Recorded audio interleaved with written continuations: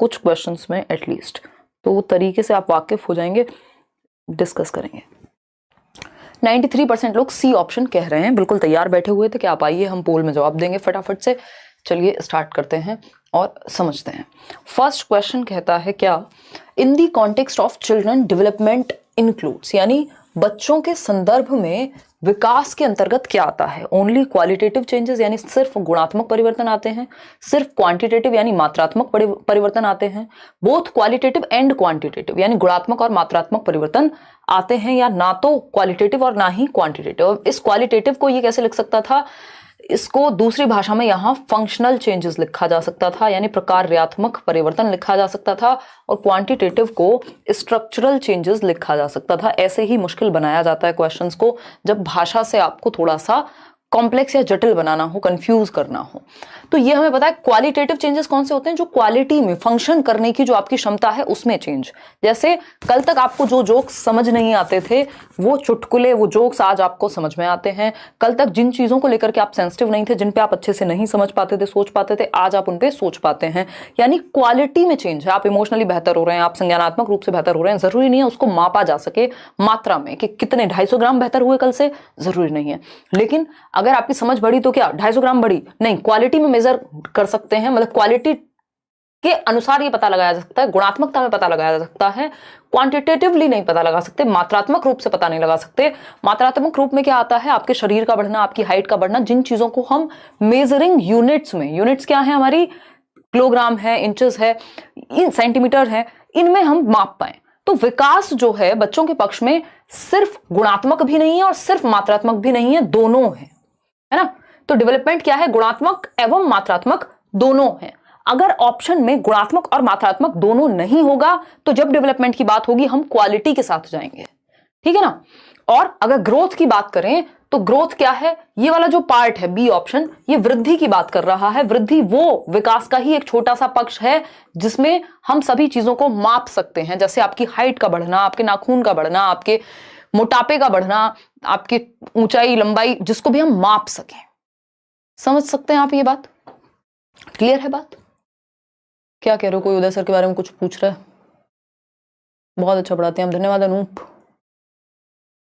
CDP का बजाया game क्योंकि हमारे साथ में हिमांशी मेम, वाह वाह वाह वाह वाह, इतने क्रिएटिव लोग हमारे बीच हैं और हमें पता नहीं था आज से पहले। अपना नाम बता दीजिए। सर जी को बोलिए पेपर 2 पहले ऑनलाइन वाला कंप्लीट करा दें प्लीज। नवल वो मिक्स्ड करा रहे हैं, आई थिंक कंबाइंड करा रहे हैं ना। देखिएगा, अगर हम बात करते हैं तो हमें ये पता है कि ग्रोथ बी पार्ट है। अगर सिर्फ ये सी ऑप्शन नहीं होता, मान लीजिए यहाँ पे क्वालिटेटिव और क्वांटिटेटिव बोथ का अगर ऑप्शन नहीं है, तो हम डेवलपमेंट के केस में क्वालिटी को मेजर करने पे या फंक्शन को मेजर करने पे फोकस करते हैं, और ग्रोथ के केस में क्वांटिटी, ठीक। तो नीदर जो शारीरिक पक्षों से जुड़ा हुआ परिवर्तन है उसको हम ग्रोथ कह रहे हैं, और जो बाकी पक्ष हैं उनको हम डेवलपमेंट। नीदर, ये तो गलत हो जाएगा। आगे बढ़ेंगे क्वेश्चन नंबर 2 पर। अभी आप सभी आ चुके हैं, थोड़ा सा स्पीड बढ़ाते हैं। क्वेश्चन नंबर 2 देखिएगा, पोल में जवाब दीजिएगा। विच of the following is an example of the use of fine motor skills. ये आना ही है एक क्वेश्चन, चाहे सूक्ष्म पूछ ले आपसे, चाहे फाइन पूछ ले। सूक्ष्म को ही फाइन कह रहे हैं वैसे तो, ग्रॉस मोटर को हम स्थूल गतिक कौशल कह रहे हैं। फाइन मोटर में क्या होता है, आपकी छोटी मसल्स जैसे फिंगर और आई मसल का कोऑर्डिनेशन, ठीक। और ग्रॉस मोटर यानी स्थूल गतिक कौशल, मोटर स्किल्स होती हैं चलना फिरना दौड़ना, इसमें बड़ी मसल आर्म और लेग की मसल, आर्म्स और लेग्स की मसल, जैसे वॉक करना, रनिंग, जंपिंग एंड ऑल, ठीक। तो राइटिंग बिल्कुल सही है। फाइन मोटर स्किल्स यानी हमारी फिंगर्स और हमारे आई कोऑर्डिनेशन का प्रयोग है। 94% लोग बिल्कुल सही दे रहे हैं, 1 नंबर सब लेके आएंगे। जंपिंग यानी सिर्फ 1 नंबर नहीं, और भी ऐसे 1-1 नंबर।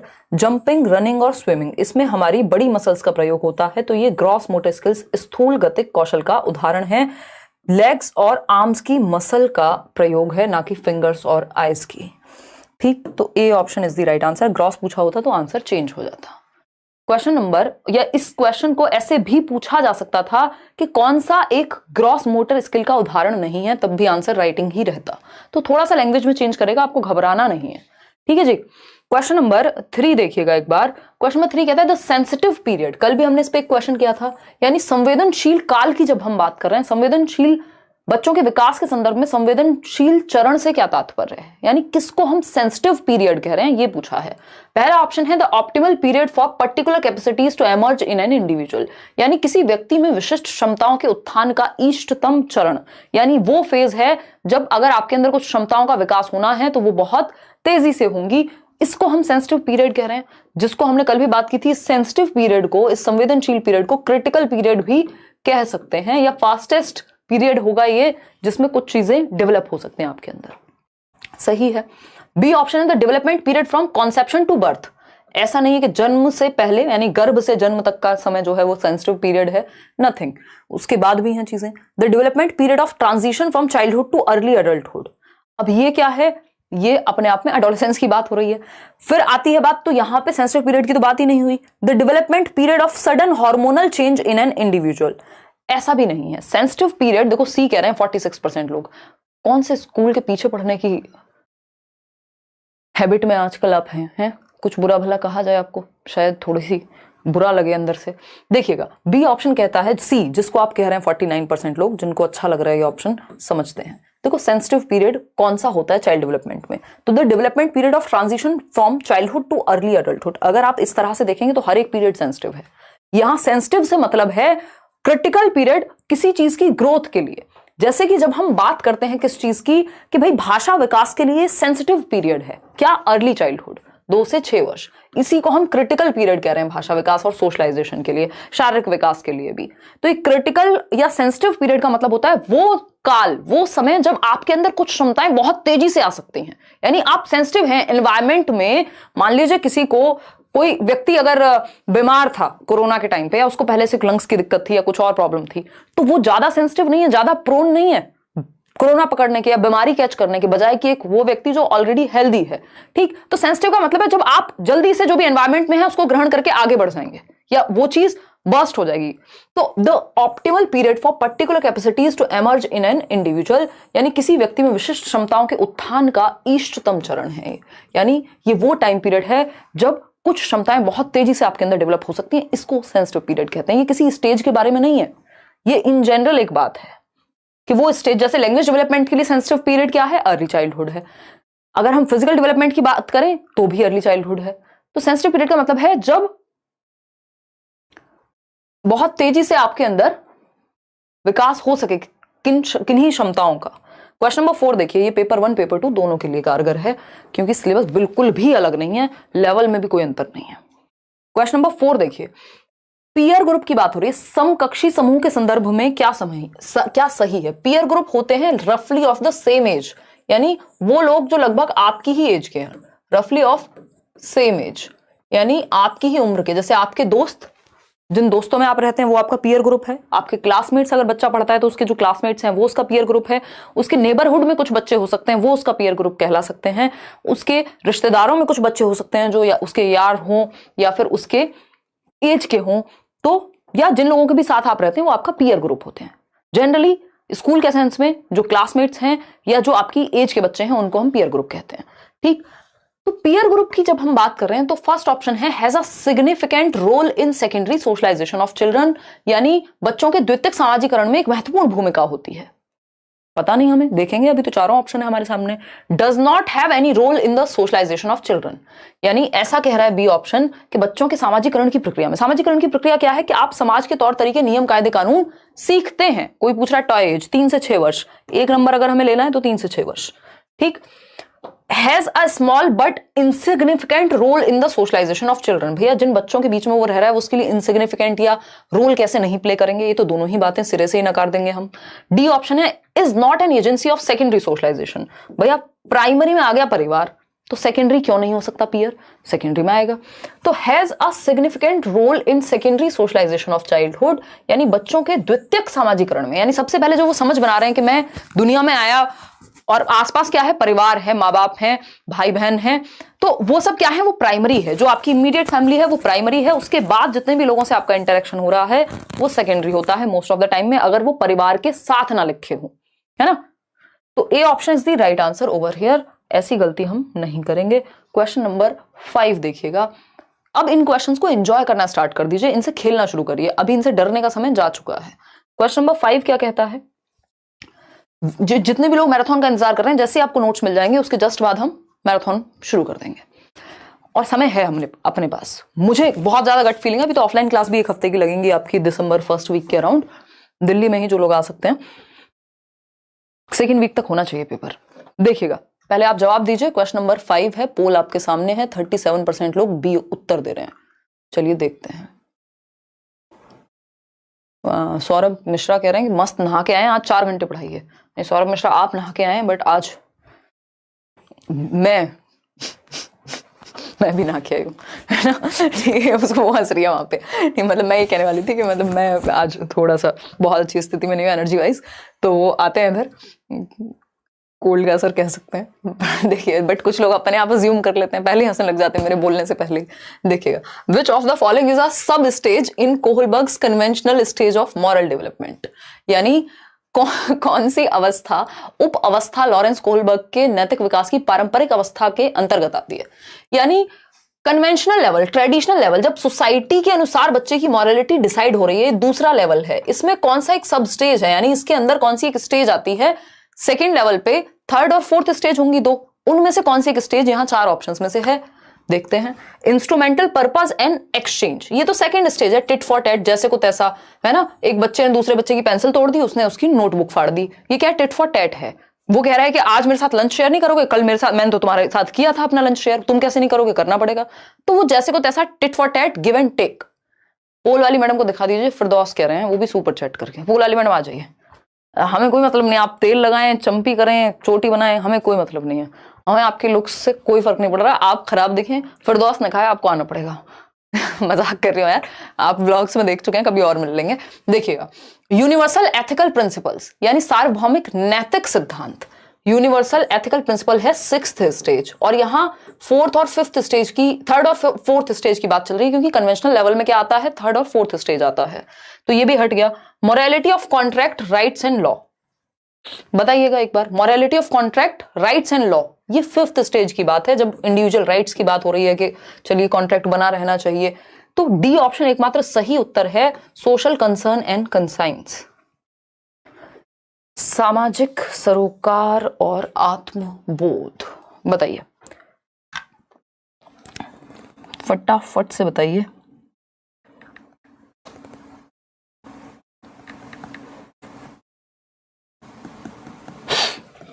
कितना, 52% लोग बी के साथ जा रहे हैं। बी क्या है, यूनिवर्सल एथिकल प्रिंसिपल। अरे यार वो 6th स्टेज है, ऐसे भी इतना भी खतरनाक जवाब मत दो कि आंसू ही आ जाएं किसी व्यक्ति के, ठीक है ना। देखिएगा, लॉ एंड ऑर्डर, आगे बढ़ेंगे।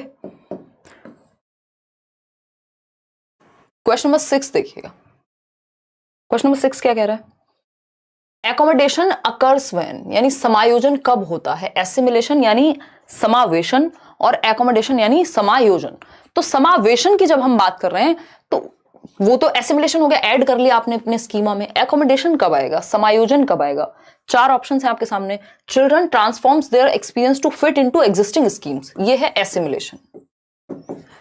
कई लोगों को ये एकोमोडेशन लग सकता है, बट ये जो ऑप्शन है इसको ठीक से पढ़िए। बच्चे अपने अनुभवों को वर्तमान स्कीमाओं में सम्मिलित करने के लिए उनका रूपांतरण करते हैं, लेकिन जो वर्तमान स्कीमा है अलग से नहीं बना रहे हैं, मॉडिफाई कर रहे हैं, लेकिन एग्जिस्टिंग स्कीम में ही फिट कर रहे हैं। एकोमोडेशन में कभी भी एग्जिस्टिंग स्कीम में फिट नहीं किया जा सकता, प्रॉपर या तो मॉडिफिकेशन देगा। जब भी बात एग्जिस्टिंग स्कीम में ऐड करने की बात हो रही है कहीं ना कहीं, तो जब एग्जिस्टिंग स्कीमा में ऐड करने की बात होगी तो आंसर एसिमिलेशन होगा, ठीक है ना। वो ट्रांसफॉर्म बेशक कर लें, उसका रूप बदल लें, दैट डजंट मीन, अगर जब तक एग्जिस्टिंग स्कीमा लिख दिया है तो सिंपल बात है। बी ऑप्शन है, the children modify their schemas to make sense of new experiences.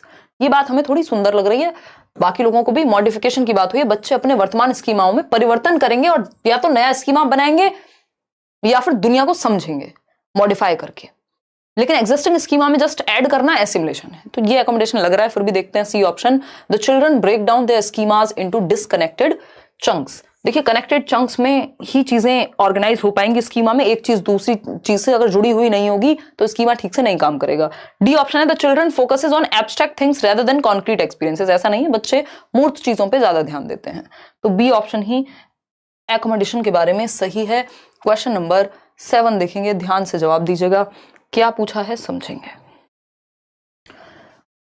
फटाफट से आप लोग बताएंगे। इससे पहले कि कोई और समस्या आपके सामने आए, आप लाइक शेयर कर दीजिए, क्योंकि समस्या सामने आने से पहले खुशी खुशी लाइक शेयर यहाँ करना होता है।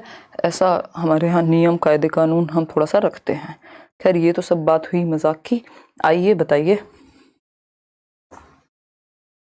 देखिए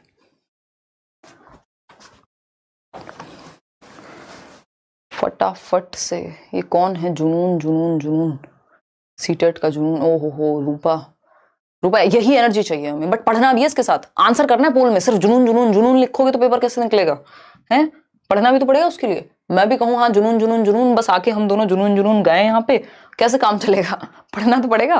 क्वेश्चन नंबर 7, अगर हम बात करते हैं, अ 5 year old चाइल्ड, एक 5 साल का बच्चा है, इज शोन 16 फ्लावर्स, उसको 16 फूल दिखाए गए हैं, 4 of which are red, 4 जिसमें से जो 4 फूल हैं वो रेड हैं, 12 जो हैं वो ब्लू हैं। When a 5 year old child is asked if there are more blue flowers or flowers, the child is likely to respond that there are more blue flowers. According to Jean Piaget's theory, the reason for this is that the child is yet to master what?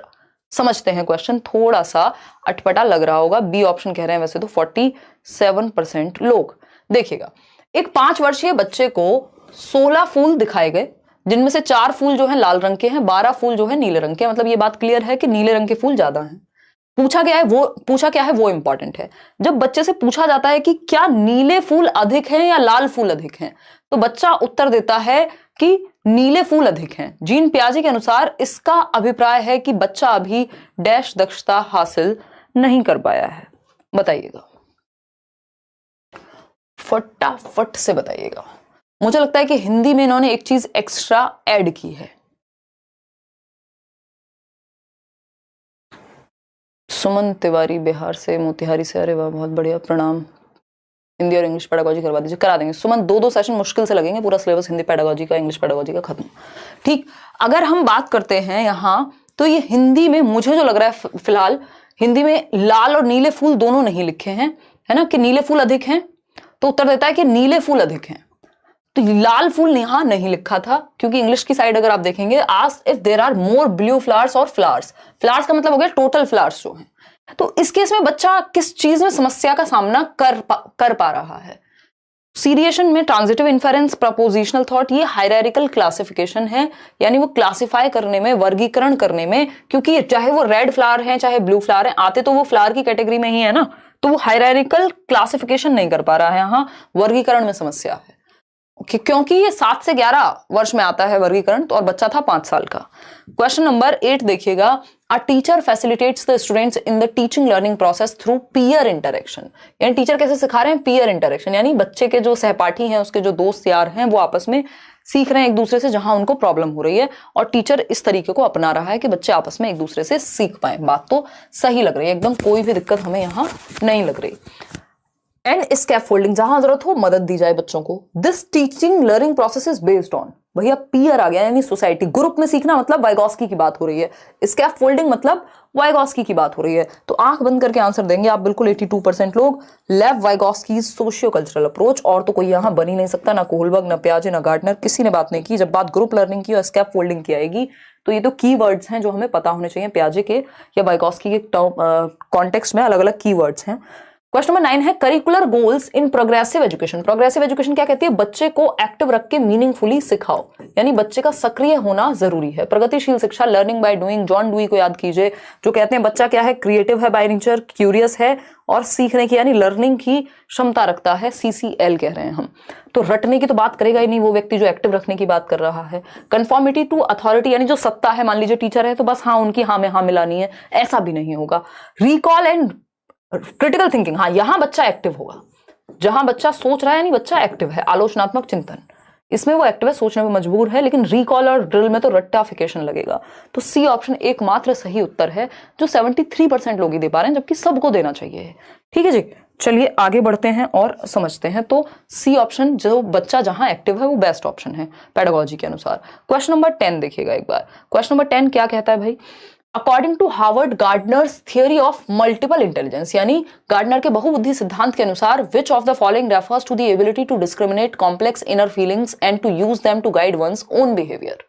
देखिए आपके CTET में पहले तो फिर भी जब पुराने time की बात करें तो एक आध क्वेश्चन इधर उधर से इंटेलिजेंस का दे देता था, अब तो सिर्फ गार्डनर का ही क्वेश्चन आता है, कई बार दो भी आ जाते हैं अगर हम बात कर रहे हैं किसकी, इंटेलिजेंस की। ठीक है संध्या सिन्हा जी, बताइए फटाफट से। 57% लोग। और गार्डनर ने क्या बताया, बुद्धि एक प्रकार की नहीं कई प्रकार की होती है, आप बच्चों को कई प्रकार से सिखा सकते हो, IQ इंपॉर्टेंट नहीं है, और यही सब बातें गार्डनर ने की हैं। Which of the following refers to the ability to discriminate complex inner feelings, यानी जटिल आंतरिक भावनाएं जो आपके अंदर हैं, कि एक मिनट में आप इरिटेट हो रहे हैं, फ्रस्ट्रेट हो रहे हैं, गुस्सा आ रहा है, खुश हो जा रहे हैं, खुश हैं तो पूरी तरह से खुश नहीं है, दुखी हैं तो ज्यादा ही दुखी हैं, या उसमें भी कुछ ना कुछ बहानेबाजी है।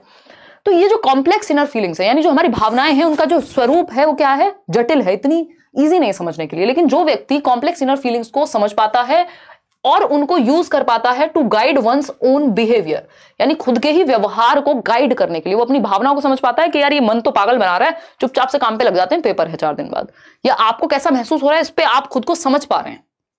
इंट्रापर्सनल, जब सेल्फ की बात हो रही है, खुद की भावनाओं की बात हो रही है ना, तो इंट्रापर्सनल। इंटरपर्सनल जब अदर्स की बात होती है, बस इतना ही अंतर है इन दोनों में। अगर दूसरों की बात हो तो इंटरपर्सनल, इंटरस्टेट, इंटरनेशनल। क्या है ये, इंटर मतलब 2 या 2 से अधिक, लेकिन इंट्रा मतलब अंत है, स्वयं में जानना।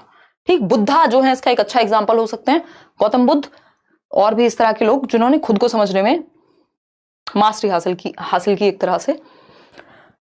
फिलोसफर्स हो सकते हैं इसमें, जो लाइफ को समझने में, खुद को समझने में अच्छे होते हैं जो लोग। लिंग्विस्टिक में तो जो भाषिक बुद्धि जिनकी अच्छी है, जिनकी भाषा पे पकड़ अच्छी है। नेचुरलिस्टिक में गार्डनर वगैरह आ जाएंगे जो गार्डनिंग या फार्मिंग करते हैं। तो B option was the right answer. आपका फेवरेट क्वेश्चन जो इस बार सीटेट में आपको देखने मिलने ही वाला है, असर्शन और स्टेटमेंट के क्वेश्चन इन्होंने भरपूर दिए हैं। उत्सव कुमार कह रहे हैं ईस्ट और best, madam is the best. ऐसा लगता है ये नारे नहीं लगाते लोग, वैसे वाली फीलिंग आती है। बहुत ही बढ़िया, बहुत ही अच्छा लगा हमें, है ना। बेस्ट नहीं, यूनिक कहिए। देखिए कौन है ये, NB क्रिएटर। अच्छा चलिए जवाब दीजिए पोल में, ये बातें चलती रहेंगी। अगर हम बात करें क्वेश्चन नंबर 11 की, तो एक क्या है, स्टेटमेंट है, और उसका दूसरा रीजन है। It is very important to create a print rich environment in classroom, यानी कक्षा में प्रिंट समृद्ध वातावरण का सृजन बहुत महत्वपूर्ण है। यानी ऐसी क्लासरूम होनी चाहिए जहां चारों तरफ कहीं चार्ट लगे हुए हैं, कहीं कुछ और लगा हुआ है, यानी प्रिंट है, बच्चे आसपास से देख करके सीख सकते हैं। बिल्कुल सच्ची बात है। तो इसका रीजन क्या दिया है, कॉन्ड्यूसिव एनवायरमेंट। कॉन्ड्यूसिव का मतलब है सुगम वातावरण, बहुत ही अच्छा वातावरण बच्चे के लिए, फेवरेबल एनवायरमेंट। कॉन्ड्यूसिव वर्ड बहुत ही पॉजिटिव वर्ड है आपके एग्जाम के लिए। तो conducive environment plays a meaningful role in language development, यानी भाषा विकास में जो सुगम वातावरण है, पॉजिटिव माहौल है, या बच्चे के लिए जो हेल्पफुल है, रिसोर्सफुल माहौल है, वो हेल्प करेगा, एनवायरमेंट का फर्क पड़ेगा। तो ये बात भी सही थी कि प्रिंट रिच होना चाहिए एनवायरमेंट को, लर्निंग बेहतर होगी और इससे मीनिंगफुल लर्निंग होगी। सही बात है, ये तो लैंग्वेज में भी हम पढ़ चुके हैं, क्वेश्चन आता ही है हर बार के प्रिंट रिच एनवायरमेंट होना चाहिए। तो दोनों ही बातें सही है, हमें बाकी ऑप्शन देखने ही क्यों है। तो आपका इन चारों ऑप्शन से ज्यादा ध्यान इन दोनों को समझने पर होना चाहिए, आप सही उत्तर तक अपने आप पहुंच जाएंगे।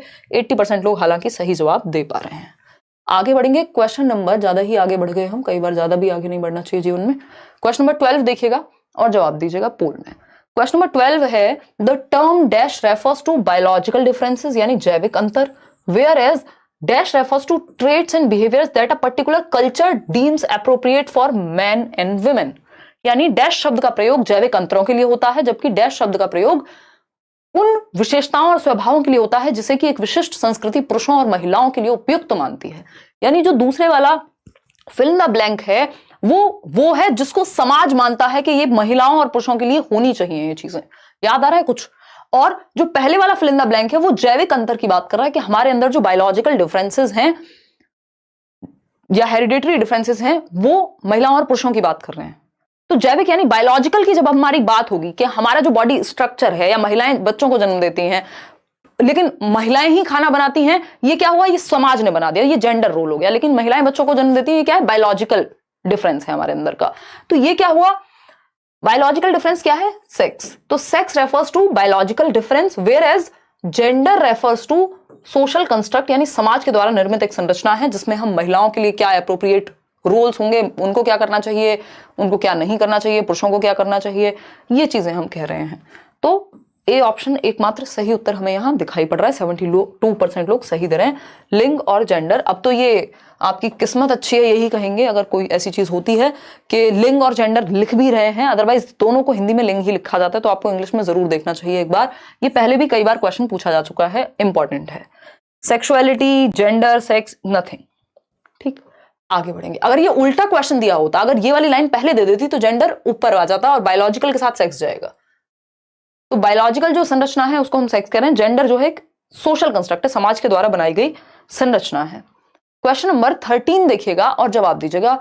बड़ा सा क्वेश्चन है बट आप डरेंगे नहीं, बिल्कुल भी नहीं डरेंगे। 26,700 लोग हैं, एक भी व्यक्ति डरेगा नहीं, और जो डरेगा नहीं वो लाइक करेगा। इतनी वाहियात बातें मैं करने लगी हूं, 10,000 लोगों ने लाइक किया, 16,000 लोग कहाँ हैं? तो सेशन में मजा नहीं आ रहा उनको, या बहुत ज्यादा सीरियस हो गए पेपर को लेके। अभी तो डेट्स भी नहीं आई। बहुभाषी कक्षा के लिए निम्नलिखित में से कौन सा सर्वाधिक उपयुक्त होगा, यानी कौन सा एक सही स्टेटमेंट है मल्टी कल्चरल क्लासरूम के लिए। मल्टी कल्चरल यानी जहां अलग अलग तरह के बच्चे आते हैं, किसी घर में कोई त्योहार मनाया जाता है, किसी घर में कोई भाषा बोली जाती है, यानी कई सारे कल्चर हैं। बहु सांस्कृतिक परिप्रेक्ष्य में कौन सा एक स्टेटमेंट सही होगा जो सबका ध्यान रखे, जो सबको केटर करे, जो सबको एक्सेप्टेड और इमोशनली सेफ फील कराए? पहला ऑप्शन है school should admit only those students who can communicate in the medium of instruction used in the classroom, यानी स्कूल को केवल उन्हीं छात्रों की भर्ती करनी चाहिए जो स्कूल द्वारा निर्धारित अनुदेश की भाषा का संवाद कर सकें। यानी एक इंग्लिश मीडियम अगर स्कूल है तो उन्हीं बच्चों का एडमिशन करे जिनको पहले से इंग्लिश आती है। ये एकदम खराब तरीका है, ये इंक्लूसिव एजुकेशन के अगेंस्ट है। करा देंगे लैंग्वेज 1 और 2, मैथ्स पेडागोजी की भी एक क्लास ले लेंगे। गुलाब, नाम ही आपका गुलाब कुमार यादव है, बहुत बढ़िया। तो ये तो ऐसी बात हो गई कि आप इंक्लूसिव एजुकेशन की जगह सेग्रीगेट कर रहे हैं कि उन्हीं बच्चों को एडमिट करेंगे जहां जो उनको स्कूल की भाषा बोलनी आती होगी। B option, teacher should respect all languages and encourage students to communicate in the language which they are comfortable to speak. बिल्कुल सही बात है भाई, बच्चे को मदर टंग में आप बोलने देंगे, एमटी कह रहे हैं जिसको हम, मातृभाषा का प्रयोग करने देंगे, भाषा ही तो है, सीख जाएगा। तो शिक्षक को सभी भाषाओं का सम्मान करना चाहिए और छात्रों को उस भाषा में संवाद करने के लिए प्रोत्साहित करना चाहिए जिसमें वो आसानी महसूस करें, जिसमें वो अभिव्यक्त कर पाए जो उनकी मदर टंग है। पहले बच्चा अपने आप को एक्सप्रेस कर पाए। भाई लैंग्वेज का मुख्य फंक्शन है क्या कि हम अपनी बात कह पाए और सामने वाला समझ पाए। तो बच्चा पहले अपने आप को एक्सप्रेस तो करने लग जाए फ्रीली, बाद में सीख जाएगा दूसरी भाषा भी। सी ऑप्शन है, teacher should penalise those students who communicate in the language other than the specified medium, यानी अंग्रेजी माध्यम का स्कूल है, ऐसे भी स्कूल्स हैं देश भर में।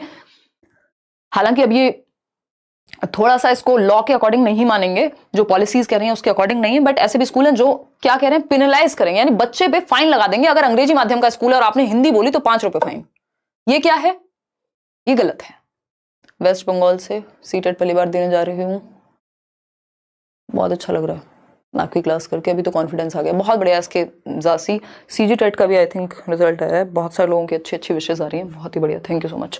डी ऑप्शन है, assessment should only be done in the medium of instruction specified by school, यानी आकलन सिर्फ उसी भाषा में होगा जिसको स्कूल सही माने। ऐसा नहीं है, आपको हर एक बच्चे को एक्सेप्ट करना पड़ेगा तभी वो क्लास चल पाएगी, क्योंकि कई सारे कल्चर के बच्चे हैं। बी ऑप्शन, कोई रोबोट्स तो है नहीं कि बस एक ही तरह के बच्चे होंगे। क्वेश्चन नंबर 14 देखिए और जवाब दीजिए पोल में, ठीक है जी। सोशल साइंस तो नहीं करेंगे यार हम, कंचन। स्टैंडर्डाइज्ड टेस्ट यानी मानकीकृत परीक्षण। मानकीकृत परीक्षण क्या है? जैसे सीटेट क्या है, मानकीकृत परीक्षण है, लेकिन आप स्कूल में एक टीचर मेड वीकली टेस्ट दे रहे हैं, वो एक टीचर मेड टेस्ट है, वो कोई स्टैंडर्डाइज टेस्ट नहीं है। तो मानकीकृत परीक्षण क्या होते हैं? बड़ी पॉपुलेशन देती है, मान लीजिए 10 लाख लोग, 20 लाख लोग एक साथ दे रहे हैं, यूपीएससी का एग्जाम है, सीटेट का एग्जाम है, क्लास 12th बोर्ड का एग्जाम है, 5वीं क्लास को तो मानकीकृत नहीं मानते हम। तो ये जो स्टैंडर्डाइज टेस्ट हैं जो बड़ी पॉपुलेशन के लिए बनते हैं, जिनके कुछ लक्षण होते हैं, जैसे ये वैलिड होते हैं, इसके अलावा ये क्या होते हैं, रिलायबल होते हैं, ऑब्जेक्टिविटी पाई जाती है, इस तरह की इनमें चीजें होती हैं। इनको भी समझेंगे क्या है, आएगा समय। करेबल ऐप से लैपटॉप पर मॉक नहीं दे सकते क्या? क्योंकि मुझे सिर्फ लाइव क्लास और वीओडी ही शो हो रहा है लैपटॉप पे, जबकि फोन में सब शो करता है। विश्वकर्मा, ये मैं एक बार टीम से डिस्कस करके बता पाऊंगी आपको, या आप एक बार कॉल कर लीजिए, जो हेल्पलाइन नंबर है। देखिएगा, तो मानकीकृत परीक्षण की जब हम बात करें तो उसके संदर्भ में कौन सी बात सही है? Prompts divergent thinking. Divergent thinking नहीं कोई बढ़ावा मिल रहा, सभी के लिए एक जैसा पेपर आएगा, 10 लाख के 10 लाख लोग, लिमिटेड क्वेश्चंस हैं, उन्हीं को सॉल्व करना है। बी ऑप्शन है, are based on rigid structures of evaluation. ये बात सही है कि परिवर्तन है ही नहीं, सभी के लिए सेम है। सभी के लिए सेम है मतलब डिफरेंशिएटेड इंस्ट्रक्शन की बात ही नहीं हो रही है। इंडिविजुअल डिफरेंसेस को यहां ध्यान में नहीं रखा जा रहा है कि हर बच्चे का सेम तरीका नहीं होगा कि हर बच्चा सुंदर सुंदर लिख के आ जाए पेपर में। कुछ तो ऐसे भी होंगे ना, उनको आता होगा बट शायद वो पेपर में उतने अच्छे से रिप्रेजेंट ना कर पाए खुद को। ठीक है, हम लोग हैं 27,000 लोग। अब देखते हैं C option, employ multiple methods on needs and diversity of learners. ऐसा होता नहीं है स्टैंडर्डाइज्ड टेस्ट के केस में, ऐसा नहीं होता कि सबकी डाइवर्सिटी को ध्यान में रखा जाए, क्योंकि एक ही पेपर है, सबके लिए बना है। Acknowledge one size fits all वाली बात है यहां पे। Acknowledge that each individuals learn at a different pace. ऐसा होता तो फिर अलग अलग टेस्ट बनते ना, सबके लिए सेम टेस्ट क्यों बनाते। तो बी ऑप्शन एकमात्र सही उत्तर है कि ये रिजिड स्ट्रक्चर्स पे बेस्ड होते हैं, इंडिविजुअल डिफरेंसेस का ध्यान इनमें नहीं रखा जाता, तभी सबके लिए एक जैसे बनते हैं। अदरवाइज तो इनमें अंतर पाए जाने चाहिए थे। भाई जरूरी नहीं हर बच्चा लिख के बताए किसी से आप मॉरली टेस्ट ले लो, बट नहीं। तो B option is the right answer. ये सही बात है स्टैंडर्डाइज्ड टेस्ट के बारे में। क्वेश्चन नंबर 15 देखिएगा, हाफ जो सेट है वो हम पूरा करते हैं, 15 क्वेश्चन और हैं। विच of the following method is suitable for the purpose of assessment for learning. एक चीज है असेसमेंट फॉर लर्निंग, दूसरी चीज है असेसमेंट ऑफ लर्निंग, तीसरी चीज है असेसमेंट एज लर्निंग। इन भी होता है, एट भी होता है, बट वो काम के नहीं है। तो 3 है, इनको अभी हम समझ लेंगे ताकि 1 मिनट में आपकी जो कंफ्यूजन है वो नदारद हो जाए, गायब हो जाए। फ्रॉइड का end ego super ego explain कर दीजिए, मैंने चैनल पे कराया हुआ है, एक बार पुरानी वीडियो है, सर्च कर लीजिए। पूछता नहीं है पेपर में, सीटेट के लिए इड ईगो और सुपर ईगो पढ़ने की आवश्यकता नहीं है। ऐसे भी खतरनाक लोग हैं, एक्शन रिसर्च से लेके पता नहीं क्या क्या पढ़ने को तैयार हैं सीटेट के लिए। सिलेबस भी देख लो चाचा एक बार, प्रीवियस ईयर पेपर भी देख लो एक बार, है ना। कुछ तो कॉन्सेप्ट ऐसे हैं जिनसे शायद ही, मतलब अगर पहली बात तो ये वाले टॉपिक तो है नहीं, जैसे लर्निंग की कुछ थियरीज हैं तो उसमें से एक क्वेश्चन कभी आ गया, अदरवाइज लर्निंग थियरीज आपको डीपली पढ़नी ही नहीं है। अब आप बैठ के स्किनर और पैवलोव पढ़ रहे हैं, थॉर्नडाइक का कुछ सेक्शन पढ़ना होता है वो भी, तो वहां फिर आप फंस जाएंगे, उन्हीं को पढ़ते रह जाएंगे फिर। 360 टीचर ऑफ द वर्ल्ड, अरे 360 डिग्री, ओके, धन्यवाद राजेश जी। चलिए देखिए, आपका मतलब है वर्सेटाइल। देखिए अगर हम बात करते हैं बी ऑप्शन कह रहे हैं 84% लोग असेसमेंट फॉर लर्निंग यानी सीखने के लिए आकलन। अभी जो यहां आप पोल में जवाब दे रहे हैं ये सीखने के लिए आकलन है। ऐसा नहीं है कि आपकी कोई मार्कशीट बन गई है यहाँ पे कि इतने टेस्ट में नंबर आए थे आपके, अब यही है आपकी सीटेट की फाइनल मार्कशीट। नहीं, अभी इसमें इंप्रूवमेंट संभव है, आप अच्छे से सीख जाएं, इसलिए अभी हम आकलन कर रहे हैं, इसलिए आप टेस्ट में बता रहे हैं कि 83% लोग इतने आंसर दे पा रहे हैं, ताकि आपको फीडबैक मिले कि आप कैसे सीख रहे हैं। तो असेसमेंट फॉर लर्निंग फीडबैक के लिए होता है और during the process of teaching and learning होगा, जब टीचिंग लर्निंग हो रही होगी उसी दौरान होगा। तो ओनली वंस अ ईयर तो फिर फॉर लर्निंग नहीं होता, ऑफ लर्निंग होता है। जैसे बोर्ड के एग्जाम हो गए, एक बार हुए, या सीटेट का एग्जाम हो जाएगा, ऑफ लर्निंग हो गया, कितने % आया वही हमेशा के लिए सेट है, जज कर लिया आपको। Regular documentation of children's conceptual progress, ये बात सही है कि बच्चों के संप्रत्ति में बुद्धि का नियमित प्रलेखीकरण डेली बेसिस पे during the process of teaching learning आप फीडबैक ले रहे हैं कि बच्चे कैसे सीख रहे हैं, इसीलिए असेसमेंट फॉर लर्निंग कह रहे हैं कि हम आकलन इसलिए कर रहे हैं, टेस्ट इसलिए ले रहे हैं ताकि हम बच्चे को जांच सकें, उसकी लर्निंग आगे बेहतर हो सके। स्टैंडर्डाइज्ड टेस्ट तो ऑफ लर्निंग का ही पार्ट है, quiz based only on recall. अब ये भी जैसे ये आपका रिकॉल बेस्ड है तो इसको भी हम ऑफ लर्निंग ही मानेंगे, इसको भी कोई बहुत अच्छा फॉर लर्निंग नहीं मानेंगे, ठीक है ना। तो बी ऑप्शन यहां सही है। एक बार of learning, for learning, as learning को थोड़ा सा, अच्छा ये आज हमारी क्लास हुई थी, थोड़ा सा समझ लेते हैं। 1 मिनट रुकिएगा। देखो कितना सुंदर क्यूब बनाया, मुझे तो कई बार खुद की ड्राइंग पे शक हो जाता है कि मैं इतना सुंदर कैसे ड्रॉ कर सकती हूँ। देख रहा हूँ, अपनी ही तारीफों में मग्न हूं मैं, ठीक है। चलिए देखते हैं और समझने का प्रयास करते हैं। कोई तो कुछ तो कमेंट कर रहा है, 1 मिनट रुको। देखिए अगर हम बात कर रहे हैं असेसमेंट का मतलब होता है आकलन, जो टेस्ट ले रहे हैं आप, जांच रहे हैं किसी को, ठीक। असेसमेंट किसका हिस्सा है? इवैल्यूएशन का। इवैल्यूएशन एक बड़ी प्रक्रिया है, इवैल्यूएशन का जस्ट एक हिस्सा मात्र है आकलन, मूल्यांकन का एक हिस्सा है आकलन, ठीक। अब इसमें 3 चीजें हमें अभी के लिए जाननी है at least, assessment for learning, assessment of learning, assessment as learning, ठीक है जी। यानी सीखने के लिए आकलन, फॉर का मतलब तो यही होता है ना, के लिए, ऑफ मतलब सीखने का आकलन, और सीखने के साथ आकलन।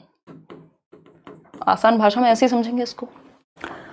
यहां पे एक सिंपल चीज है, फॉर लर्निंग का मतलब है एक तो ये फीडबैक के लिए होगा कि आपको फीडबैक मिल जाए प्रतिपुष्टि हो जाए कि बच्चा कैसे सीख रहा है, इसके बारे में टीचर के पास एक फीडबैक हो। ये during the process of teaching and learning होगा, ड्यूरिंग TL यानी टीचिंग लर्निंग प्रोसेस जब चल रही होगी, क्लास चल रही है, आप अभी जवाब दे रहे हैं पोल में, क्यों? क्योंकि फीडबैक मिलेगा, जानने को मिलेगा गलती कहां हो रही है और कैसे इसको इंप्रूव कर सकते हैं।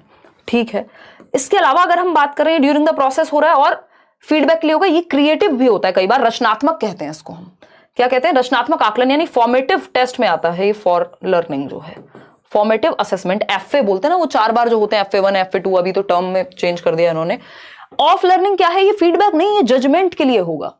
किसके लिए? जजमेंट के लिए। भैया इतने % मार्क्स आ गए, अब सीटेट में जितने आ गए आ गए, यहां आज जितने आ गए उसको चेंज कर सकते हो, लेकिन सीटेट की मार्कशीट में थोड़ी चेंज कर दोगे।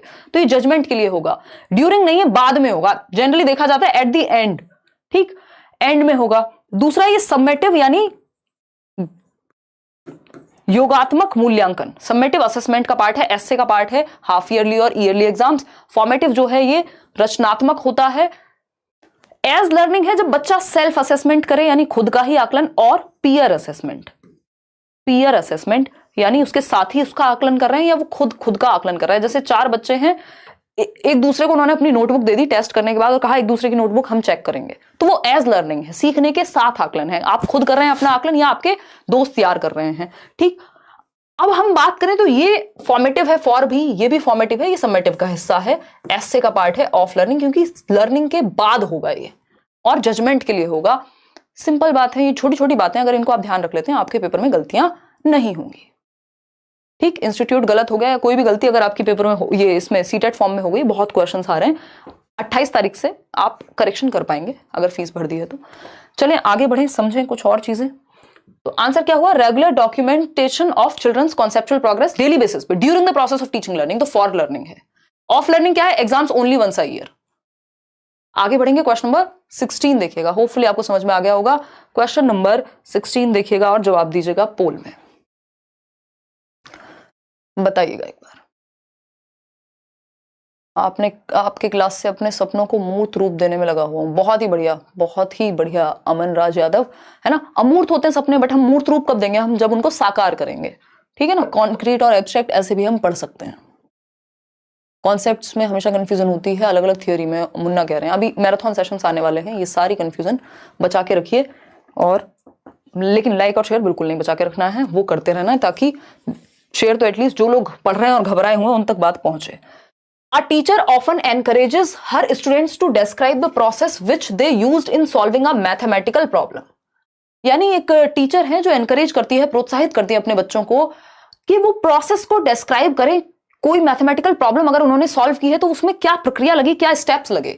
In context of process of learning this strategy is what? बताइए जरा, क्या है ये स्ट्रेटेजी? जवाब दीजिए, जवाब, जनता जवाब चाहती है। नाम ले लो, लव फ्रॉम बिहार।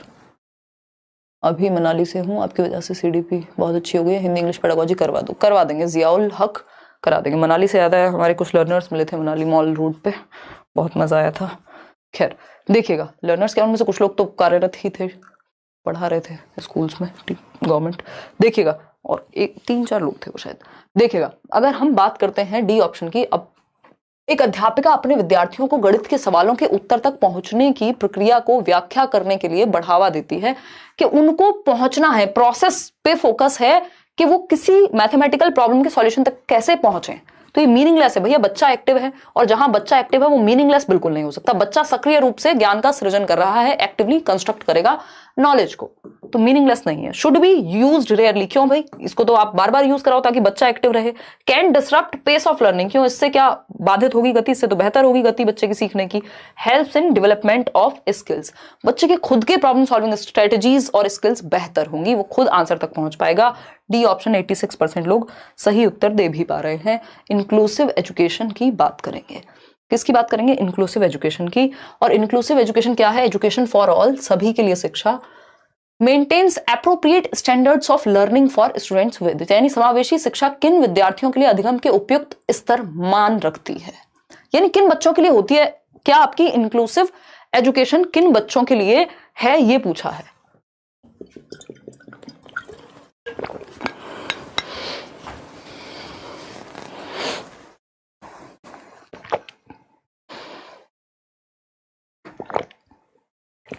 आप आंसर दीजिए। हम सर कह रहे हैं निशा मैम के लिए एक छोटी लाइन। ओ हो।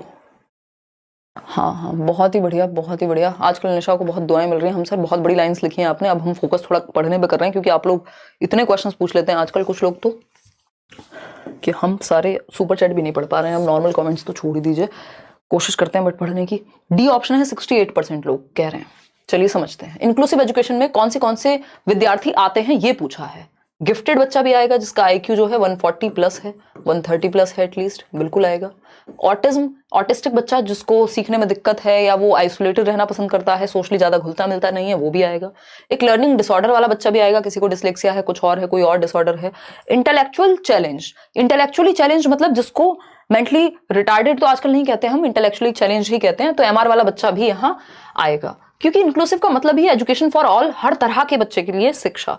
तो 4 जो ऑप्शन है जहां पर फर्स्ट, सेकंड, थर्ड, फोर्थ, वही सही है, डी ऑप्शन। इसमें भी कंफ्यूजन है कुछ लोगों को, 66% लोग ही सही उत्तर दे रहे हैं। देखिए सिंपल बात है, 2 ही तरह के बच्चे हैं अगर आप कैटेगरी में विभाजित करना चाहेंगे। एक बच्चा है एवरेज बच्चा, जिसको आप नॉर्मल कह दे रहे हैं, है ना। स्टूडेंट्स को अगर हम 2 कैटेगरी में डिवाइड करते हैं तो एक है नॉर्मल। इस नॉर्मल बच्चे को क्या है, हम एवरेज चाइल्ड भी कह रहे हैं, जो औसत है, एवरेज चिल्ड्रन। दूसरे हैं एक्सेप्शनल कह लीजिए आप इनको, या स्पेशल बच्चा कह लीजिए। स्पेशल से मतलब हम जनरली तो यही निकालते हैं कि कोई समस्या ही होगी, बट ये स्पेशल में जो गिफ्टेड है वो भी एक्सेप्शनल कैटेगरी में ही है, वो भी नॉर्मल में नहीं आएगा। नॉर्मल में एवरेज को रखा है हमने, ठीक। उसके अलावा जो जितने भी हैं सब स्पेशली एक्सेप्शनल में चले जाएंगे।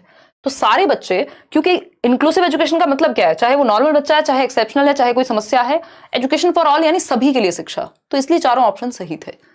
क्वेश्चन नंबर 18 देखिएगा और पोल में जवाब दीजिएगा। देखिएगा, जवाब दीजिएगा। मस्त आंसर दे रहे हैं आप लोग। अच्छा, भी इसमें और अच्छे क्वेश्चंस आने वाले हैं। मैंने देखा था इस सेट को एक बार, तो मेरी नजर पड़ी थी कि कुछ अच्छे क्वेश्चंस भी इसमें थे। देखिएगा, गायब हो गए हो तो बात अलग है, बट मेरी नजर में थे। A condition in which a child frequently omits substitutes और reverses the letters and word while reading is called. यानी बच्चा कुछ शब्द छोड़ देता है, कुछ लेटर्स छोड़ देता है। जैसे बेड में क्या छोड़ दिया उसने, इसमें तो खैर कुछ छोड़ने का नहीं है, तो रिवर्स कर दिया। बैड को डेड कर दिया उसने, है ना, रिवर्स कर दिया। या कोई लेटर था, मान लीजिए कोई और, न्यूट्रिशन एक वर्ड मान लेते हैं। अब यहाँ पे न्यूट्रिशन में वो I और O गायब हो गया उससे, मतलब ओमिट कर देता है, यानी कुछ अक्षर जो है वो पढ़ते समय छोड़ देता है। या फिर और ऐसा भी हो सकता है कई बार शब्द भी छोड़ दे और उसको रिवर्स करने की भी आदत है। B और D में अंतर करने में दिक्कत होगी, रिवर्स कर देता है। 100 को वॉस पढ़ेगा, डेड को बैड पढ़ेगा, ठीक है ना। तो ये क्या है, पठन संबंधी विकार है, जिसको हम डिस्लेक्सिया कहते हैं आम भाषा में। याद कीजिए वो कौन, तारे जमीन पर का ईशान अवस्थी वाला बच्चा। वो पढ़ता कैसे, याद करो वो सीन एक बार। मैं यहाँ चला के नहीं दिखा सकती, कॉपीराइट आ जाएगा, अदरवाइज दिखाती, आप वीडियो देखिएगा जाके, ठीक। ऑटिज्म वाला बच्चा ज्यादा घुलेगा मिलेगा नहीं, बार बार सेम बिहेवियर रिपीट करेगा। लर्नेड हेल्पलेसनेस होती है, जब आप कई बार फेल हो जाएं तो आपको लगता है कि अब आप पास नहीं हो सकते जीवन में कभी किसी भी क्षेत्र में। ADHD है कि बच्चा एक जगह पे अपनी अटेंशन टिका के नहीं रख पाता। तो A option is the right answer. पढ़ने के संबंध में जो समस्या है वो डिस्लेक्सिया है। क्वेश्चन नंबर 19 देखिएगा। Bindu is very enthusiastic to do projects on her own. Bindu एक बच्ची है, उसको खुद से प्रोजेक्ट्स करना बड़ा पसंद है। She comes up with original and divergent solutions. बस मिल गया आंसर हमें। ओरिजिनल यानी मौलिक, डाइवर्जेंट यानी अपसारी। तो मौलिक एवं अभिसारी लिखा हुआ है महान लोगों ने, ये आपके पेपर में गड़बड़ें हुई हैं। अगर आपने इंग्लिश में नहीं पढ़ा होगा तो गड़बड़ हो जाएगी। हालांकि मौलिक देख के आपको समझ आना चाहिए कि मौलिक और अभिसारी कभी साथ में नहीं आते, ठीक है ना, यानी डिफरेंट दिशाओं में, डाइवर्जेंट थिंकिंग। तो ये किसका कैरेक्टरिस्टिक है, सिंपल क्रिएटिविटी का। 84% लोग सही उत्तर दे रहे हैं क्रिएटिविटी का। Egocentric, extrinsic motivation, cognitive delay, nothing. रचनात्मकता, कुछ नया करने की क्षमता, कुछ ओरिजिनल यानी कुछ मौलिक यानी कुछ नोवल करने की क्षमता, कुछ डिफरेंट करने की क्षमता, डाइवर्जेंट थिंकिंग की क्षमता। अच्छा, जेपी गिलफर्ड कह रहे हैं कि, या टर्मन ने भी कहा है कि जो इंटेलिजेंस है, अगर आपकी इंटेलिजेंस हाई है तो क्रिएटिविटी और इंटेलिजेंस में पॉजिटिव रिलेशन पाया जाता है।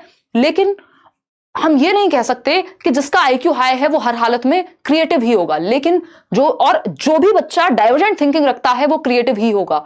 लेकिन जो भी क्रिएटिव है वो डाइवर्जेंट थिंकिंग जरूर रखता होगा। होपफुली आपको ये बात समझ आई होगी। रिपीट पर फिर से देखना। B ऑप्शन कुछ लोगों के ऊपर से टप्पा खा के निकल गई होगी। क्वेश्चन नंबर 20 देखिए। आसान क्वेश्चन है बट मुश्किल बनाया गया है इसको, क्योंकि कॉम्बिनेशन वाले सवालों में आप फंस जाते हैं कई बार।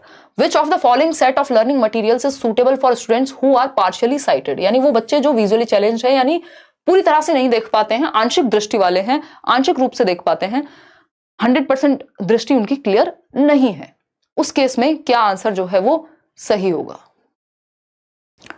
बताइएगा एक बार टप्पा खा के। हाँ हाँ हाँ, ये देखो कुछ लोग तो, हाँ वही मैंने कहा, लेकिन इंग्लिश में जो लिखा होता है उसको फाइनल मानना है आपको।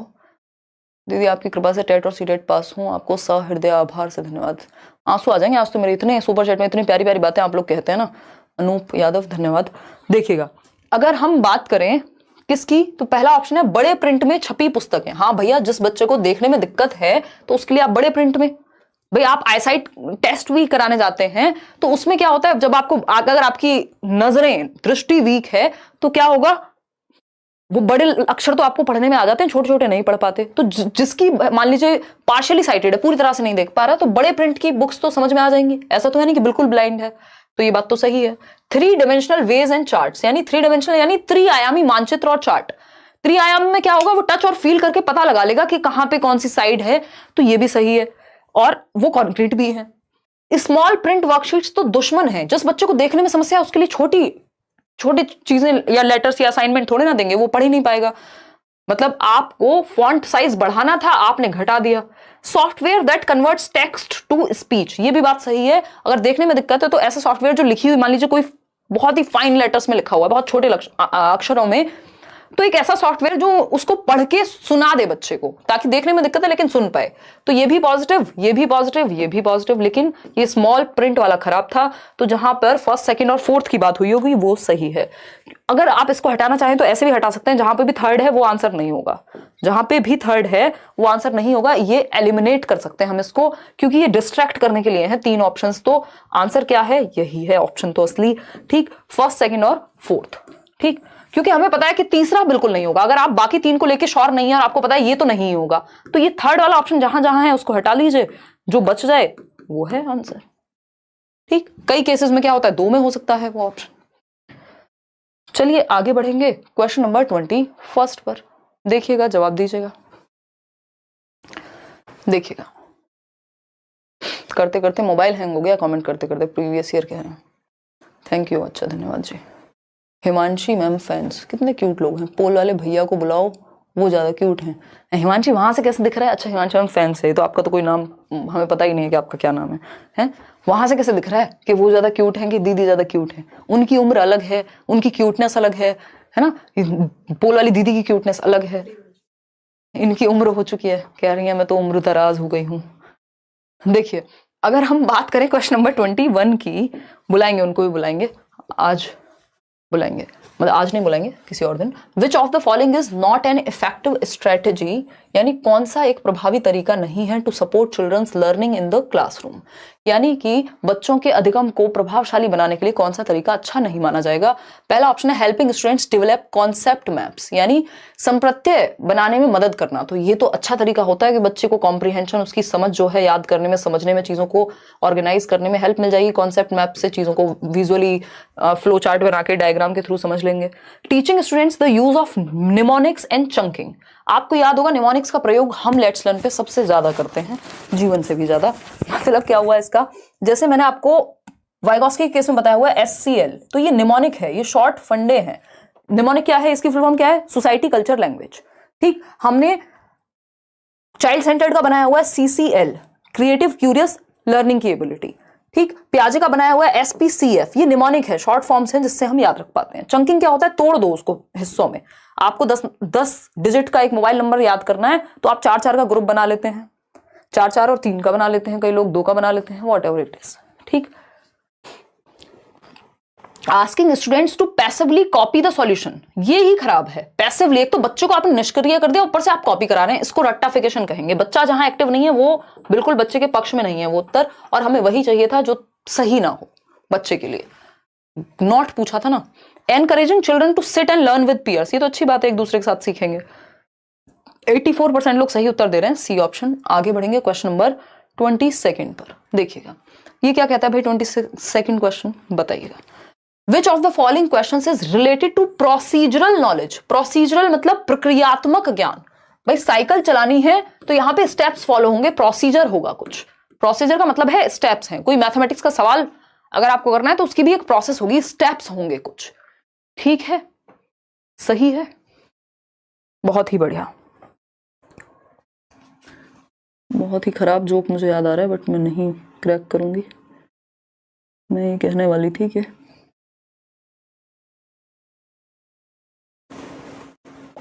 कल सैटरडे है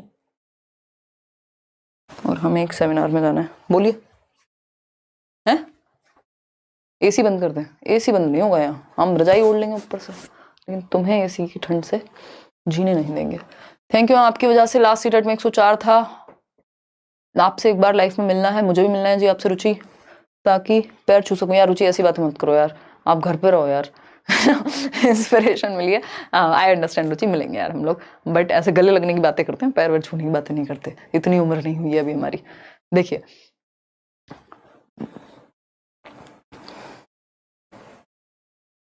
कोई दिक्कत नहीं, कर लो आप।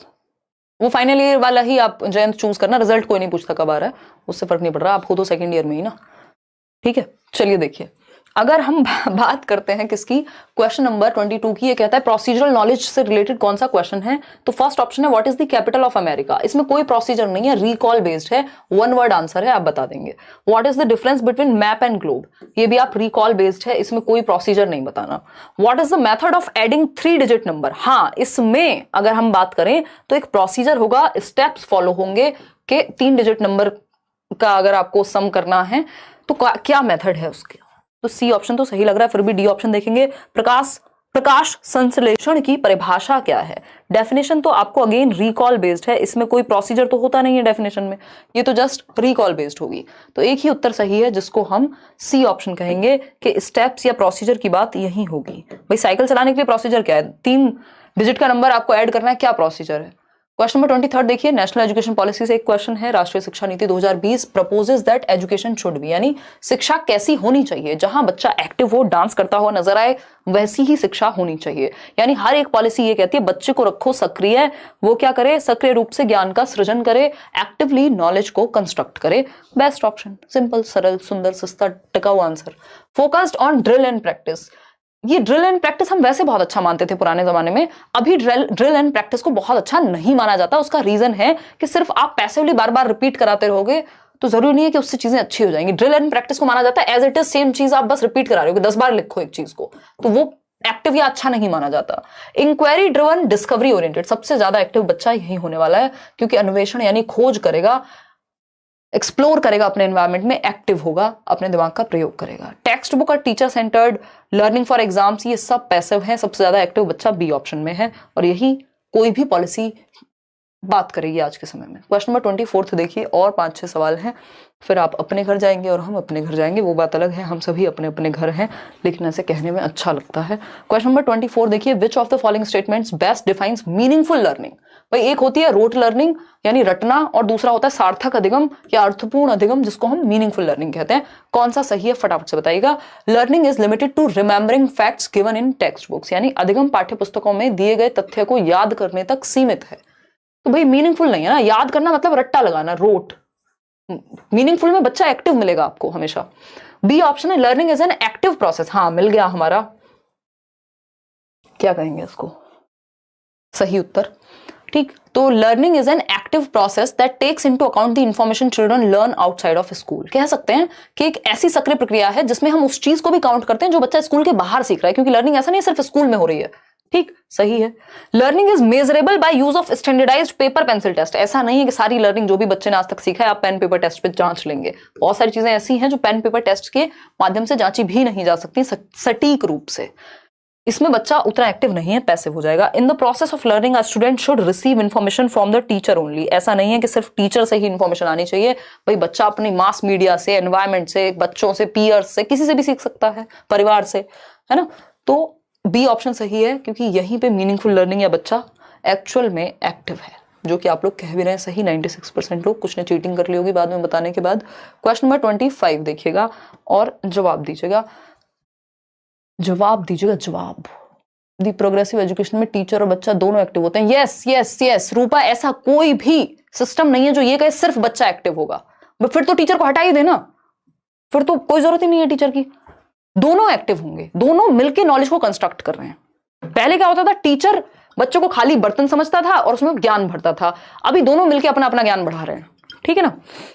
इसी को रेसिप्रोकल टीचिंग कहते हैं कि एक दूसरे से सीख रहे हैं।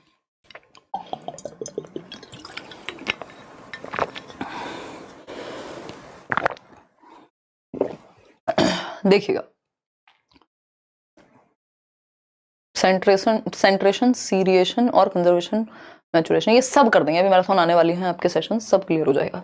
देखिएगा, प्रकार्यात्मक स्थिरता पूछा गया है, context of problem solving getting stuck on one way, यानी जब आप समस्या समाधान के संदर्भ में किसी समस्या पे अटक जाएं एक ही तरीके से, दूसरा तरीका आप सोच ही नहीं पा रहे उसको सॉल्व करने का, इसको फंक्शनल फिक्सनेस कहेंगे, रिस्पॉन्स सेट कहेंगे, एनालॉजिकल थिंकिंग कहेंगे, या मीन्स एंड एनालिसिस कहेंगे। मीन्स एंड एनालिसिस और एनालॉजिकल थिंकिंग तो हेल्पफुल है प्रॉब्लम को सॉल्व करने में। यहां पे प्रॉब्लम पूछिए कि कहां अटकेगा बच्चा, एक ही तरीके से प्रस्तुत करने पर अटक जाता है, तो ये रिस्पॉन्स सेट है या फंक्शनल फिक्सनेस है। फंक्शनल फिक्सनेस जो है आपकी सोच से रिलेटेड ज्यादा होती है, रिस्पॉन्स सेट है कि आपने एक ही रिस्पॉन्स सेट कर लिया है, अब आपको सोचना भी नहीं है दोबारा, दोनों ही सही हो सकते थे, बट रिस्पॉन्स सेट जो है यहां ज्यादा बेहतर माना है इन लोगों ने, अदरवाइज दोनों ही सही थे, दोनों कोई नेगेटिव नहीं है। अगर हम बहुत ज्यादा डीप में ना जाएं तो दोनों ही चीजें ठीक हैं। अनुक्रिया समुच्चय कहते हैं कि रिस्पॉन्स आपका सेट है, आप हर बार कोई भी प्रॉब्लम आती है आप सेम तरीका ही यूज कर रहे हैं, बार बार स्टक हो जा रहे हैं उसी चीज पे क्योंकि आपका रिस्पॉन्स सेट है। फंक्शनल फिक्सनेस में फिर भी मेंटल प्रोसेसेस कई यूज होती हैं, तो इसलिए बी ऑप्शन बेटर है यहाँ ए से, अदरवाइज प्रॉब्लम दोनों है प्रॉब्लम सॉल्विंग में। आगे बढ़ेंगे और ऑफिशियल भी आपका भी है, उसी के साथ जाइएगा। क्वेश्चन नंबर 26 देखिए, क्योंकि ये सब्जेक्ट ना मैथ्स नहीं है, ये सब्जेक्ट सब्जेक्टिव सब्जेक्ट है जो पेडागोजी है, एजुकेशनल साइकोलॉजी है, तो यहाँ इस तरह की समस्याएं कई बार आती हैं कि आपको दो आंसर सही मिल सकते हैं, लेकिन फिर अगेन हमें बोर्ड का सहारा लेना पड़ेगा। क्वेश्चन नंबर 26 देखिएगा, in a classroom students are working in small groups on a task and teacher facilitates each group, which approach is being followed in the classroom. यानी एक कक्षा में विद्यार्थी छोटे छोटे समूहों में एक नियत कार्य करने पर लगे हुए हैं और प्रत्येक समूह का एक सहायक है, किस उपागम में उपयोग हो रहा है। यानी एक तो बात है कि बच्चे सीख रहे हैं ग्रुप में, अपने पीयर ग्रुप के साथ, अपने सहपाठियों के साथ, अपने यार दोस्तों के साथ, और यहाँ पर दूसरी बात क्या है, टीचर भी इन्वॉल्व है, यानी फैसिलिटेट कर रहे हैं लर्निंग को। टीचर फैसिलिटेटर कहाँ होता है, एनसीएफ भी कहता है, और कंस्ट्रक्टिविज्म एक चीज है, रचनावाद, जिसको पियाजे और वाइगोत्स्की दोनों मानते हैं। मानते क्या है, वो इसी को बिलोंग करते हैं। तो एक तो बच्चा एक्टिव है और ग्रुप में सीख रहा है, मीनिंगफुल लर्निंग हो रही है। कंस्ट्रक्टिविस्ट बिहेवियरिस्ट तो सिर्फ आदत डलवा देंगे, स्टिमुलस रिस्पॉन्स, साइको एनालिटिक्स से कोई क्वेश्चन ऐसा चाहता नहीं है, फ्रॉइड से एक्सपोजिटरी होता है, दिमाग में भर दो, तो सिर्फ एक्टिव तो बच्चा बी ही ऑप्शन में है। आगे बढ़ेंगे, क्वेश्चन नंबर 27 देखिएगा, फिर हम समझेंगे क्या समस्या है। The problem solving strategy in which one begins from the goal and moves back sequentially to figure out solutions is called, यानी समस्या के समाधान की वह प्रणाली जिसमें लक्ष्य से आरंभ करके क्रमशः पीछे की तरफ चलकर हल तक पहुंचा जाता है। यानी आपके सामने एक समस्या है, आपको सीटेट क्लियर करना है, आपको D2+B KVS UPSC whatever it is, ये आपका गोल है कि आपको क्लियर करना है। अब आपने गोल से शुरू किया कि हाँ यार ये करना है, बट आप मूव्स बैक सीक्वेंशियली, अब आपने कुछ स्टेप्स निकाले हैं कि यार ये चीज इतने टाइम में करनी है, ये चीज इतने टाइम में करनी है, पहले ये हो जाएगा तो इसको रिवाइज करेंगे, यानी सिक्वेंशियली आप मूव बैक भी कर रहे हैं गोल से, लेकिन शुरुआत की थी। बताइए क्या कहेंगे इसको, बताइए। बैकवर्ड वर्किंग बैकवर्ड स्ट्रेटेजी कहेंगे इसको। एनालॉजी तो समानता होती है, एल्गोरिथम निमोनिक वो अलग चीजें हो गई। वर्किंग बैकवर्ड स्ट्रेटेजी यानी आप गोल से पीछे के स्टेप्स पे आ रहे हैं, तो इसलिए बैकवर्ड हो गया। क्वेश्चन नंबर 28 देखिए, सेकंड लास्ट। अगर हम बात करें तो व्हेन चिल्ड्रन मेक एरर्स, जब बच्चे गलतियां करते हैं, गलतियां सब करते हैं, ठीक, जब बच्चे त्रुटियां करते हैं, एरर्स होते हैं, तो पहले तो एरर्स कोई बुरी बात नहीं है, हमें ये समझना होगा जब हम पेडागोजी पढ़ रहे हैं या पढ़ा रहे हैं तो, ठीक है। पिछली बार एग्जाम में 89 था, अभी डर लग रहा है कैसे तैयारी करें। शिखा इस बार नहीं रहेगा, थोड़े सिर्फ ऑनलाइन वाले पेपर निकाल करके सही उनको प्रैक्टिस कर लो और जो सेशन चल रहा है उसको देख लो। मैम आपका माइक बहुत अच्छा है, बिग बॉस के कॉन्टेस्टेंट के जैसे क्लियर वॉइस आती है पानी पीते हुए, ये हम इसको कॉम्प्लीमेंट समझें, है ना। जीवन तो ऐसा होता जा रहा है, खैर 28,000 लोग हम लोग जुड़े हुए हैं, 18,000 लोगों ने लाइक किया है, है ना। जीवन ऐसा होता जा रहा है आजकल कि समझ नहीं आता, लोग कॉम्प्लीमेंट देते हैं या क्रिटिसाइज करते हैं या मजाक उड़ाते हैं। कह रही तो मैं मजाक कर रही हूँ, ठीक है। आगे से हम माइक बंद कर लेंगे, वैसे आजकल मैं करने लगी हूँ क्योंकि ये पानी पीते हुए बिल्कुल ऐसे ज़्यादा ही पर्सनल हो जाता है माइक। देखिएगा डी ऑप्शन की अगर हम बात करें तो हम ये कहेंगे कि कौन सी गलतियां हैं जो बच्चे करते हैं। जब बच्चे गलतियां करते हैं तो क्या करें? They should not be valued in the classroom, क्योंकि गलती की है ये तो बेकार बात है। दे शुड बी, गलती में आपको पॉजिटिविटी ढूंढनी है, ये याद रखिएगा, ठीक। They should be asked to keep repeating the task till the time they omit that error. गलती करना जब तक नहीं छोड़ सकते, बस रिपीट कराते रहो, भैया समझाना भी तो पड़ेगा। They should be shifted to a separate section, उनको अलग थलग ही कर दो, नहीं। The teacher should have discussions, क्या होगा? परिचर्चा होगी, डिस्कशन होगा with the child to gain an understanding about child's thinking, यानी बच्चे की थिंकिंग को आप समझ पाएंगे किससे? उसकी गलती से, कि वो गलती कर रहा है तो वो किसी कॉन्सेप्ट को समझने में कहां दिक्कत उसको फेस करनी पड़ रही होगी, ठीक है जी। तो आंसर हो गया डी ऑप्शन सही, बाकी सारे नेगेटिव हैं। गलती को लेके पॉजिटिव रहना है आपको। क्वेश्चन नंबर 29 देखिएगा, how can a teacher encourage her students to remain intrinsically motivated, यानी आंतरिक रूप से अभिप्रेरित कैसे आप बच्चे को रख पाएंगे। इस बार इन्होंने बहुत फोकस किया है इंट्रिंसिक मोटिवेशन का जो लोकस ऑफ कंट्रोल है, जो सेंटर है मोटिवेशन का, वो आंतरिक इंटरनल होता है, एक्सटर्नल मोटिवेशन का बाहर होता है। यानी एक्सटर्नल मतलब बाहरी अभिप्रेरणा, उसके रीजंस बाहर होंगे, सैलरी, नेम, फेम, पैसा, what ever it is, reward, what ever it is. Intrinsic में रीजन अंदर होता है, बाहर नहीं मिलेगा। अब मुझे सीखने में इंटरेस्ट है, इसका रीजन बाहर कहां से लेके आओगे कि मुझे बाहर कुछ चाहिए? ये सेशन लेने में इंटरेस्ट है, इसका रीजन कहां से निकालोगे बाहर?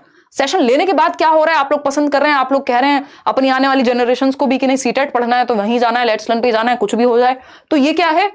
ये क्या कहेंगे, बाय प्रोडक्ट है। लेकिन इंट्रिंसिक मोटिवेशन क्या है कि मुझे अच्छा लगता है और आपको हेल्प होनी चाहिए। अब इसमें ये नहीं है कि एक्सटर्नल रीजन है, बाकी सारी चीजें एक्सटर्नल अपने आप हैं। फिर वो एक्सटर्नल रीजन क्या होगा? इतने लोग आएंगे तो सेशन होगा, नहीं तो नहीं होगा। By inducing anxiety and fear, यानी दुश्चिंता और भय पैदा करने से तो आंतरिक अभिप्रेरणा कभी नहीं आएगी, एक्सटर्नल आएगी। इससे तो कि फेल हो जाओगे इसलिए पढ़ लो। बाय गिविंग कॉम्पिटिटिव टेस्ट, इससे भी एक्सटर्नल मोटिवेशन आएगी क्योंकि रीजन बाहर है ना कुछ भी करने का। Bye supporting them in setting individual mastery goals for themselves, ये बात एकदम बेस्ट है कि आप बच्चे के लिए उसका व्यक्तिगत निपुणता किसमें उसकी हो सकती है, मास्टरी गोल्स, कि वो मास्टर बन जाए, उस टॉपिक को इतने अच्छे से समझ पाए कि दूसरों को भी समझा दे। अब इसमें रीजन बाहर नहीं है। बाय ऑफरिंग टेंजिबल रिवॉर्ड्स, ये तो एक्सटर्नल हो गया, तो सी ऑप्शन सही है अगर आप आंतरिक रूप से बच्चे को अभिप्रेरित रखना चाहते हैं। आज का आखिरी सवाल क्वेश्चन नंबर 30 देखिएगा, ये कहता है students ability to plan, monitor, evaluate, modify her own learning is known as. बताइएगा, किसी विद्यार्थी की योजना बनाने, जांचने, मूल्यांकन और अपने ही अधिगम में परिवर्तन करने की क्षमता। यानी आप सीटेट की तैयारी कर रहे हैं, अब आप क्या कर रहे हैं, आपने एक प्लान बनाया, एक 30 दिन का, चलो एक स्ट्रेटेजी भी तो आपके साथ शेयर करनी है ना, किन चीजों को पढ़ने के लिए पढ़ना जरूरी है अभी इस टाइम पे, अंतिम समय पे, उस पे भी आएंगे। प्लान से याद आया, क्या आप सारे साइंटिस्ट की अलग से प्लेलिस्ट बना सकते हो क्या अपने चैनल पर प्लीज? बाकी तो सब ठीक है। मैंने कराई हुई है ज्यादातर थियोरीज, थोड़ी पुरानी है बट कराई हुई हैं, और साइकोलॉजिस्ट वगैरह तो कराए हुए हैं।